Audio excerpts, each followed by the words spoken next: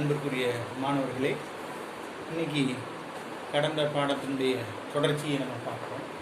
இதில் ஒரு கொஸ்டின் பழைய புக்கில் அடிக்கடி உள்ள கொஸ்டின். இது கேட்பாங்க அப்படின்னு நினைக்கிறேன். இது ப்ராப்ளம் இல்லை, தியரியோடு சேர்ந்தது தான். என்ன அப்படின்னு என்ன செஞ்சுன்னா பார்ப்போம். அதாவது ஒரு முதல் வகை வினையில் 99.9% முடிவுற ஆகும் காலம் அரைவாறு காலத்தை போல 10 மடங்கு என்பதை வருது. அதாவது T99.9% ஈக்குவல் டு 10TR. 99% முடிவடைவதற்கு ஆகக்கூடிய காலம் அரைவாழ் காலத்தை போல 10 மடங்கு என்பதை வருவி அப்படின்னு உங்கள் புக்கில் எடுத்துக்காட்டு 6 என்ன செஞ்சுன்னா இருக்கும். எடுத்துக்காட்டு 6ல் இது எப்படி அப்படின்னு என்ன செஞ்சுன்னா பார்ப்போம். இப்போ நமக்கு முதல் வகை வினைக்கான வினைவீக மாறிலி பெரிய சமன்பாடு தெரியும். K equal to 2.303/T into log of A0/A அப்படிங்கிறது தான் என்ன சொல்லிச்சுன்னா முதல் வகை வினைக்கான சமன்பாடு. இதில் நமக்கு என்ன தெரியுது அப்படின்னா, இதில் நமக்கு A0 அப்படிங்கிறது என்னன்னு சொன்னால் அந்த வினைப்படுபொருளுடைய ஆரம்ப செறிவு. வினைப்படுபொருளுடைய ஆரம்ப செறிவு. ஏங்கிறது என்னன்னு சொன்னால் T வினாடிகள் வினை நிகழ்ந்த பின்னாடி மீதி இருக்கிறது. T வினாடி வினை நிகழ்ந்த பின்னாடி மீதி இருக்கக்கூடிய அந்த வினைப்படுபொருளுடைய செறிவு. அதுக்கு பிறகு தான் என்ன பேர் சொன்னால் ஏ அப்படின்னு பேர். இப்போ நமக்கு இவன் என்ன சொல்லிட்டா 99.9% அப்படிங்கிற பெர்சன்டேஜ்னாலே எத்தனை 100. அப்போ வினைப்படுபொருளுடைய ஆரம்ப செறிவு இந்த இடத்துல இருக்குதுன்னு சொன்னால் A0 ஈக்குவல் டு நம்ம எப்படி எடுத்துக்கணும்னு சொன்னால் 100 அப்படின்னு எடுத்துக்கலாம். அப்போ T99.9% முடிஞ்சிருச்சு வினை அப்படின்னா என்ன அப்படின்னா, இந்த 100 எடுத்துக்கிட்ட 100ல் 99.9% வினை விளைபொருளாக மாறிடுச்சு. அப்ப மீதி இருக்கக்கூடியது அந்த 99.9% முடிவடைந்ததுக்கு முன்னாடி மீதி இருக்கக்கூடியது சொன்னா இந்த ஏ, இந்த செறிவு அப்படிங்கிறது. இது எப்படி இருக்கும்? 100 minus 99.9 that is equal to சொன்னா 0.1 அப்படின்னு நம்ம என்ன செஞ்சோம்னா எடுத்துக்கணும். இது ஆரம்ப செறிவு. பெர்சன்டேஜ்ங்கிறதுனால சதவீதம்ங்கிறதுனால ஆரம்ப செறிவு 100 எடுத்துக்கிறோம். 99.9% முடிவடைந்து விட்டது அப்படிங்கிறதுனால மீதி இருக்கு இந்த ஏ எவ்வளோன்னு சொன்னால் 100லிருந்து 99.9 கழிச்சுட்டா மீதி உள்ளது ஏனுடைய செறிவு எடுத்து.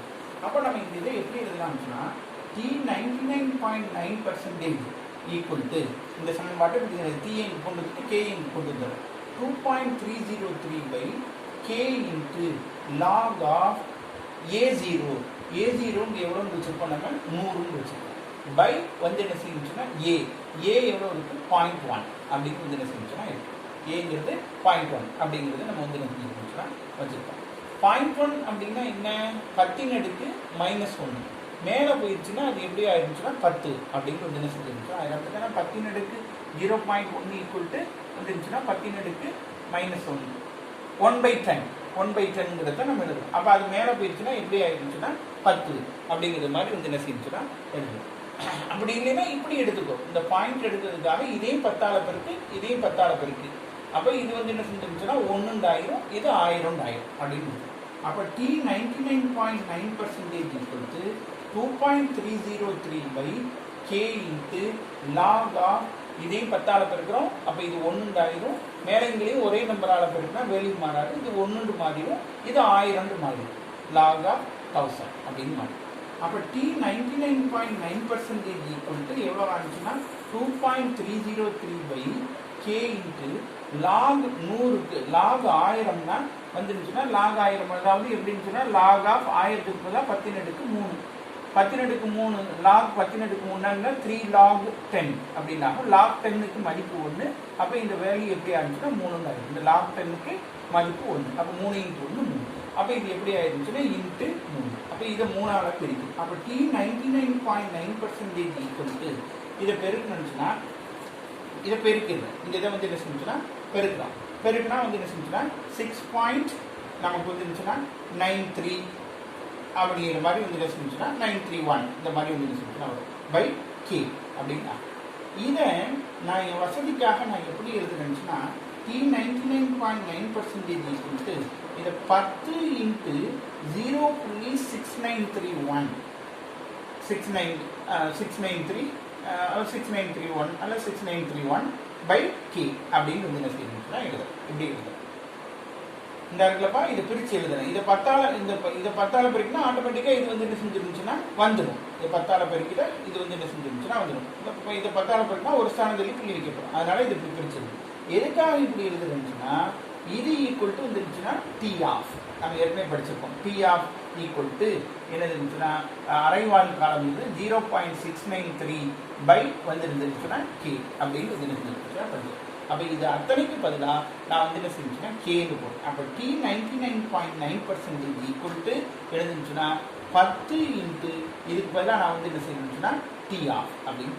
அதான் நம்ம இங்கே சொன்னது சொன்ன 99.9% நிறைவடையக்கூடிய காலமானது அரைவால் காலத்தை போல 10 மடங்கு அப்படிங்கிறத நம்ம வந்து என்ன செஞ்சிருக்கோம்னா வருவிச்சிருக்கோம். இது ஒரு கேள்வி உனக்கு வந்து என்ன செய்யலாம்னா கேட்கலாம். இது ப்ராப்ளம்னு சொல்ல முடியாது, ரொம்ப சிம்பிளாக நம்ம வந்து என்ன செஞ்சோன்னா உனக்கு தெரிஞ்சுக்கிறதுக்காக உள்ள விஷயத்தில் இதுவும் வந்து என்ன செஞ்சுன்னா ஒன்று. இதை வந்து என்ன செஞ்சுன்னா நீ ஞாபகம் வந்து என்ன செஞ்சுக்கிச்சுன்னா வச்சுக்கோ. இந்த இதுக்கு அப்புறம் நம்ம வந்து இந்த பாடத்தில் நம்ம பார்க்க போகிறது என்ன அப்படின்னா எதை பற்றி பார்க்க போகிறோம்னு சொன்னால் மோதல் கொள்கை அப்படின்னா என்ன அப்படிங்கிறத பற்றி வந்து என்ன செஞ்சுன்னா பார்க்கணும். மோதல் கொள்கைன்னா என்ன அப்படிங்கிறத பற்றி நம்ம வந்து என்ன செஞ்சுன்னா பார்க்கணும். மோதல் கொள்கைன்னா என்ன, அந்த கொள்கையின் அடிப்படையில் வந்து என்ன செஞ்சுன்னா வேதி வினைகள் எப்படி நிகழுது அப்படிங்கிறத பற்றி நம்ம வந்து என்ன செஞ்சுன்னா பார்க்கணும். மோதல் கொள்கைன்னா என்ன அப்படிங்கிறத பற்றி வந்து என்ன செஞ்சுன்னா பார்ப்போம்.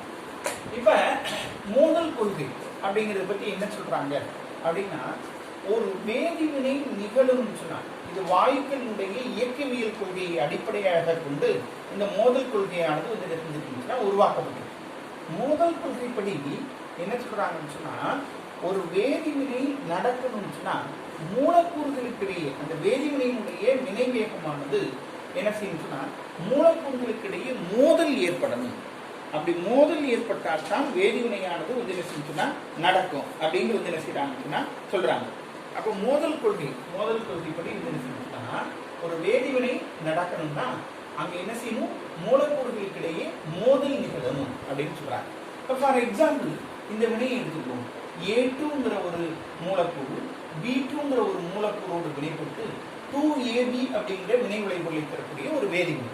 A2ங்கிற வினைபடுபொருள் B2ங்கிற வினைபொருள். இப்போ இந்த வினை நடக்கணும்னு சொன்னா இந்த A2வும் B2வும் ஒன்னோடு ஒன்று மோதணும் மூலக்கூறுகள். அப்படி மோதும் போது தான் இந்த வேதிவினை வந்து என்ன செஞ்சுன்னா நடக்குது. அதாவது வேதிவினைக்கு அடிப்படை காரணமே மூலக்கூறுகளுக்கு இடையே ஏற்படக்கூடிய மோதல் அப்படின்னு வந்து என்ன செய்யறாங்கன்னு சொன்னா சொல்றாங்க. அப்ப இந்த மோதல் கொள்கையை அடிப்படையாக வச்சு அந்த வேதிவினையினுடைய வினைவேகமானது எதுக்கு நேர்த்தகவில் இருக்கும் அப்படின்னு சொல்றாங்கன்னா மோதல் வீதத்துக்கு நேர்த்தகவில் இருக்கும் அப்படின்னு சொல்றாங்க. மோதல் வீதம். சரி, இந்த மோதல் வீதம்னா என்ன அப்படின்னு பார்க்கும்போது மோதல் வீதம்னா என்னன்னு சொன்னா அதாவது 1 லிட்டர் கன அளவில் இந்த மோதல் வீதம் அதாவது வினைவேகம் மோதல் வீதத்துக்கு நேர்த்தகவில் இருக்கும். 1 லிட்டர் கன அளவில் ஒரு வினாடியில் என்ன செய்யணும் சொன்னா நிகழக்கூடிய மோதல்களின் எண்ணிக்கை, மோதலரும் மூலக்கூறுகளினுடைய எண்ணிக்கை ஒரு வினாடியில், அதாவது 1 லிட்டர் கன அளவுள்ள ஒரு கொள்கலத்தில் ஒரு வினாடியில் மோதலரும் மூலக்கூறுகளுடைய எண்ணிக்கை, அதுக்கு பேர் தான் மோதல் வீதம் அப்படின்னு சொல்றாங்க.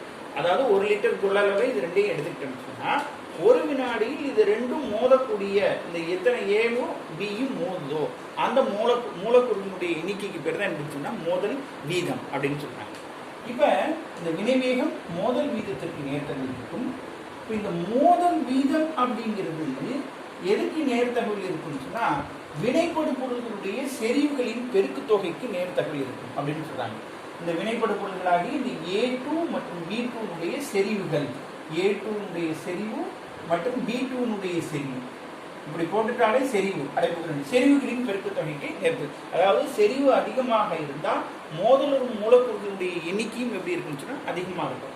இந்த ரெண்டுனுடைய செறிவு அதிகமாக இருந்தால் மூலக்கூறுகள் அந்த மோதலருக்குடைய மூலக்கூறுடைய எண்ணிக்கையும் அதாவது இந்த மோதல் வீதமும் எப்படி இருக்குன்னு சொன்னா அதிகமாக இருக்கும். இப்போ நான் இந்த இடத்துல என்ன செய்யறேன்னு சொன்னா இந்த மோதல் வீதம் இந்த நேர்த்தியத்தை எடுத்துட்டு ஈக்குவல் டு Z அப்படிங்கிற ஒரு மாறியை போட்ட Z into A2 into B2 அப்படின்னு வந்து என்ன செய்யணும் ஏயின் செறிவு இன்ட்டு B-னுடைய செறிவு அப்படின்னு வந்து என்ன செய்யணும்னு சொன்னா போடுறேன். இந்த A2க்கு பதிலாக H2 ஹைட்ரஜன், இதுக்கு பதிலாக I2 அப்படின்னு நம்ம வச்சுக்கலாம். அப்படின்னு இங்கே 2HI அப்படின்னு உருவாகுது அப்படின்னு கூட நம்ம எடுத்துக்கலாம். இதான் மோதல் வீதம். இப்ப அது போக என்ன சொல்றாங்கன்னு சொன்னா, இந்த வினைவேகமானது, அதாவது எல்லா மூலக்கூறுகளும் எல்லா மோதல்களும் வந்து என்ன செய்யுச்சுன்னா வினை விளைபொருளை தர்றதில்லை.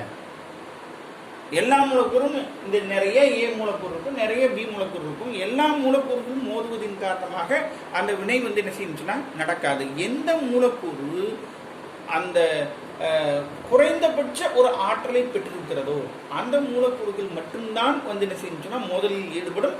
அப்பதான் அந்த வினையானது நடக்கும் அப்படின்னு சொல்றாங்க.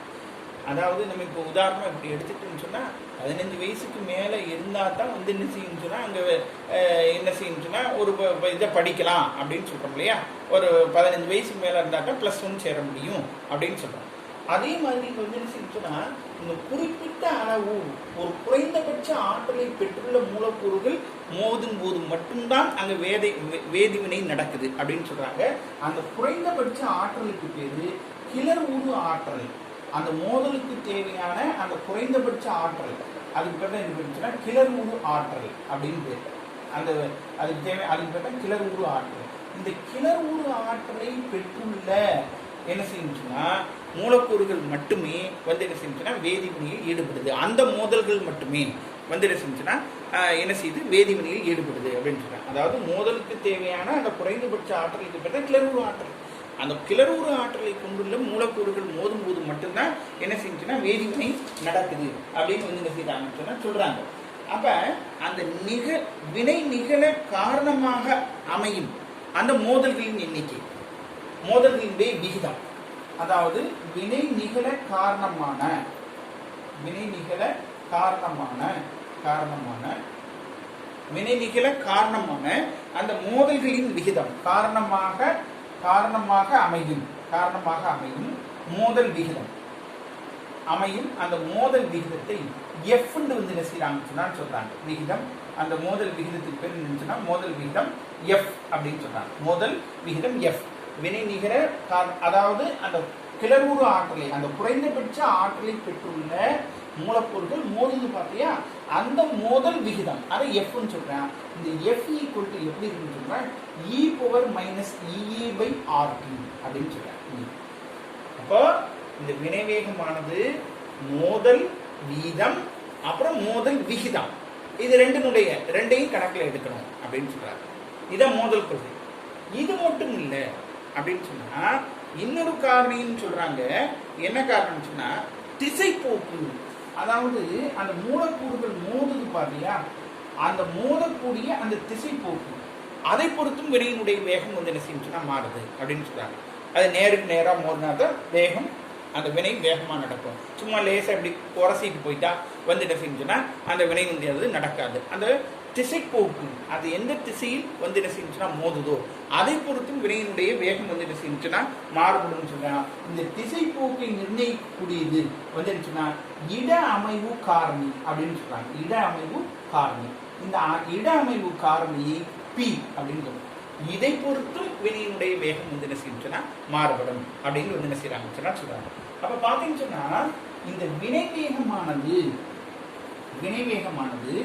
எப்படி இருக்கும் அப்படின்னா இந்த மோதல் வீதம் அப்புறம் வந்து என்ன செஞ்சுன்னா மோதல் விகிதம் எஃப் மோதல் விகிதம் வந்து என்ன செஞ்சுன்னா எஃப் மோதல் விகிதம் இந்த எஃப் மோதல் விகிதம் எஃப் அப்புறம் எதை பொறுத்தும் அப்படி இருக்குன்னு சொன்னா இந்த இட அமைவு காரணி பி, இந்த மூன்றுனுடைய பெருக்கு தொகைக்கும் சமமாக இருக்கும் அப்படின்னு சொல்றாங்க. என்ன இருக்குன்னு சொன்னா இந்த வினைவேகமானது மோதல் வீதம், மோதல் விகிதம், அப்புறம் இட அமைவு காரணம், இது மூணுடைய பெருக்கு தொகைக்கும் வந்து என்ன செய்யணும்னு சொன்னா சமமாக இருக்கும், காரணமா இருக்கும் அப்படின்னு சொல்றாங்க. அப்ப நம்ம இந்த இதை நம்ம வந்து என்ன செய்யணும்னு சொன்னா நம்ம இது வரைக்கும் போட்ட இதை வச்சு வந்து என்ன செய்யணும்னு சொன்னா எழுத போறோம். எப்படி எழுதலாம் அப்படின்னு வந்து என்ன செய்யணும்னா பார்ப்போம். எப்படி எழுதலாம் அப்படின்னு இந்த இடத்துலப்பா வினைவேகமானது வினைவேகம் வந்து என்ன இருக்குன்னு சொன்னா எதுக்கெல்லாம் சமமா இருக்குன்னு சொல்லியிருக்கப்பா மோதல் வீதம் என்னப்பா இருக்கு, மோதல் வீதம் Z இன்ட்டு என்ன இருக்கு ஏயின் செறிவு இன்ட்டு பியின் செறிவு இதற்கு அந்த மோதல் வீதத்துக்கு பதிலாக நான் இதை எழுதிட்டேன். அதுக்கப்புறம் மோதல் விகிதம் மோதல் விகிதம் இந்த எஃப் எஃப் ஈக்குவல் டு எப்படி இருக்கும் into e power E by RT இதையும் போகும் இன்ட்டு வந்துருச்சுன்னா இட அமைவு காரணி பி இது மூணுடைய பெருக்கு தொகைக்கு வந்து என்ன இருந்துச்சுன்னா சமமாக இருக்கும் அப்படின்னு நம்ம வந்து என்ன செய்யறோம்னு சொன்னா எழுதலாம். இப்ப நம்ம வேக விதிப்படி நம்ம வந்து என்ன செஞ்சிருக்கோம்னு சொன்னா வேக விதிப்படி வினைவேகமானது எப்படி இருக்கும் அப்படின்னு வந்து என்ன செஞ்சுச்சுன்னா போன கிளாஸ்ல வந்து என்ன செஞ்சுச்சுன்னா பார்ப்போம். வேக விதிப்படி வினைவேகமானது வேக விதிப்படி வந்து என்ன செஞ்சுன்னா இந்த சமன்பாடை ஒன்று வச்சுக்கோ. வேக விதிப்படி வினைவேகமானது வினைவேகம் ஈக்குவல் டு வினைவேக மாறிலி கே இன்ட்டு வினைப்படுபொருளுடைய செறிவு. இந்த வினைக்கு நம்ம வினைப்படுபொருள்கள் A2 B2 அப்படின்னு இருக்கு. இது ரெண்டுடைய செறிவு பெருக்குத்தொகைக்கு சமம். இப்போ இது ரெண்டையும் நம்ம வந்து என்ன செய்யணும்னா கம்பேர் பண்ணணும். ரெண்டையும் கம்பேர் பண்ணணும். இப்போ பாருப்பா, இங்கேயும் வினைவேகம் இருக்கு, இங்கேயும் வினைவேகம் இருக்கு. இப்போ இங்கேயும் A2 இருக்கு, இங்கேயும் B2 இந்த இருக்கு. இப்படி இந்த வினைவேகம் இப்படி அடிச்சதா வச்சுப்போம். இந்த A2 இது சமன்பாடு ரெண்டுன்னு வச்சுப்போம். இந்த A2 B2 இதுலேயும் A2 B2. அப்போ மீதி இருக்கிறது இப்போ இதுவும் சமம் அப்படின்னா இந்த பக்கமும் உள்ளதும் சமமாகத்தான் இருக்கும்.